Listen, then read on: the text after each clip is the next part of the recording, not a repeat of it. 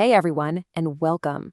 Today, we are diving into an explainer built specifically for infrastructure admins, gearing up for the NCP-MCI 7.5 certification.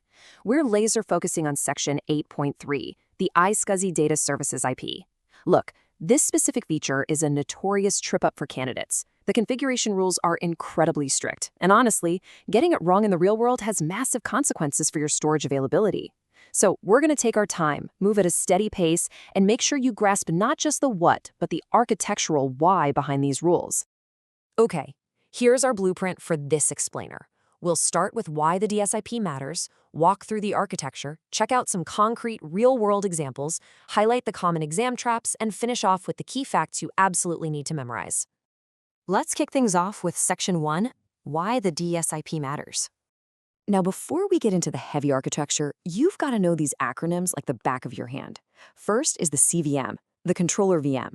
That's the engine running on every Nutanix node, providing your core storage logic. Next is the VIP, or virtual IP, which handles cluster management and Prism element access. Then we have our star of the show, the DSIP, the Data Services IP.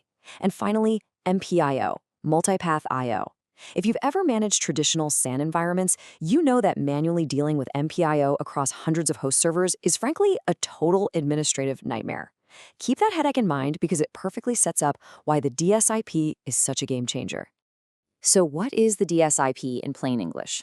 Basically, it's a single cluster-wide IP address that acts as an iSCSI target discovery portal.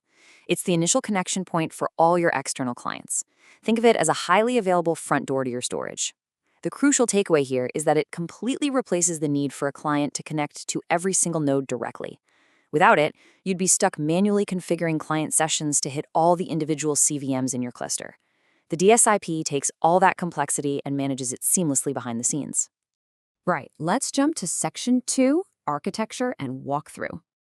Let's pop the hood and look at the topology. Instead of your external iSCSI initiator untangling a complex web of storage paths, it simply points right here to this single data services IP. Once the traffic hits that IP, the Nutanix cluster takes over the heavy lifting. The internal Stargate service intercepts those requests and intelligently routes the back-end pathing. It actively manages load balancing and optimizes the paths internally, meaning storage bottlenecks are prevented natively by the AOS software.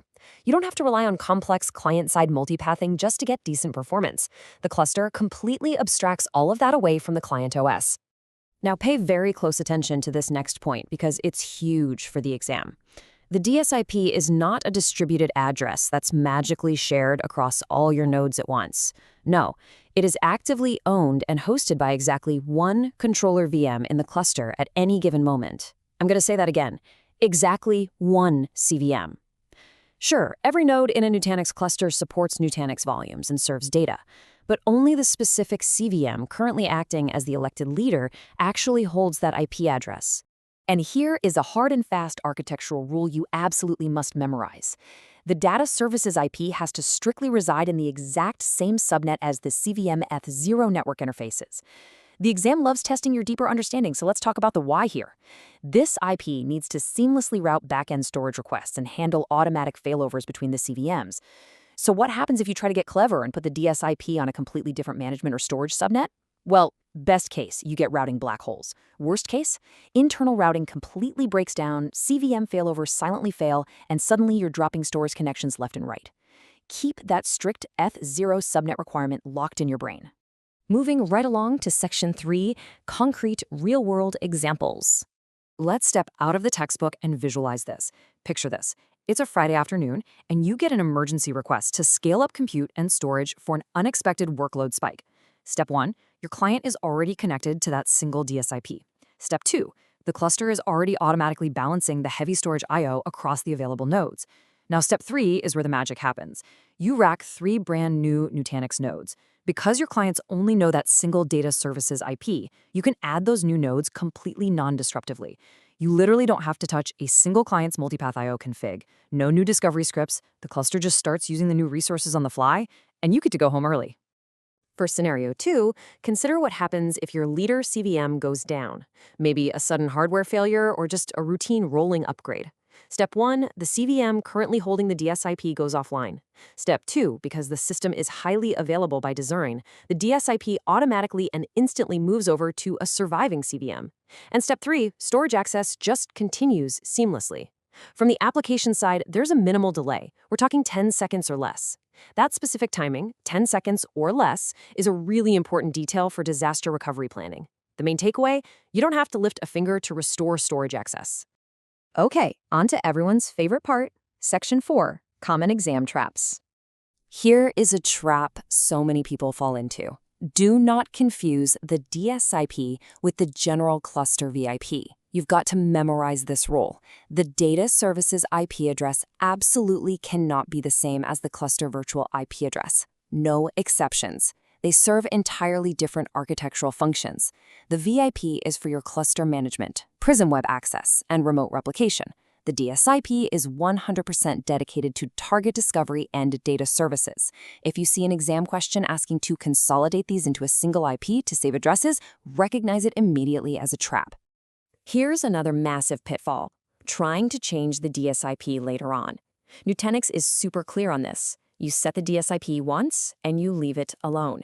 As documented in KB 8216, changing the external data services IP can literally result in unavailable storage. It completely breaks volumes, files, objects, and self-service.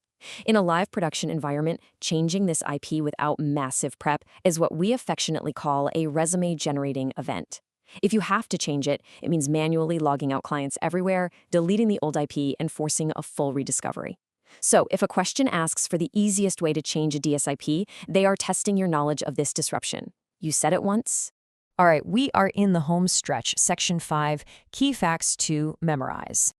Grab your notepads because if you only remember one slide from this entire explainer, it needs to be this one. Here are your 4 golden rules. 1, it is a single discovery portal. 2, it absolutely must not equal the cluster VIP. 3, it must be in the exact same subnet as the CVM F0 interfaces. And 4, set it once, because changing it causes widespread storage unavailability. Burn these 4 facts into your memory, and you are going to be in fantastic shape for Section 8.3. To wrap things up, let's hit a quick mock exam question. If the CVM hosting the DSIP suddenly loses power, what manual step must you take to restore client connections? Well, if you remember our failover example, you know the answer is absolutely nothing.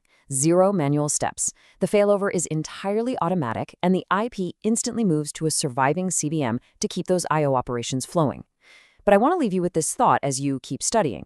If the DSIP handles cluster-wide target discovery so smoothly on the back end, without any human intervention, how does that fundamentally change the way you write your disaster recovery runbooks compared to a legacy 3-tier SAN? Think about that resilient architecture. Trust what you've learned here, and good luck on your certification.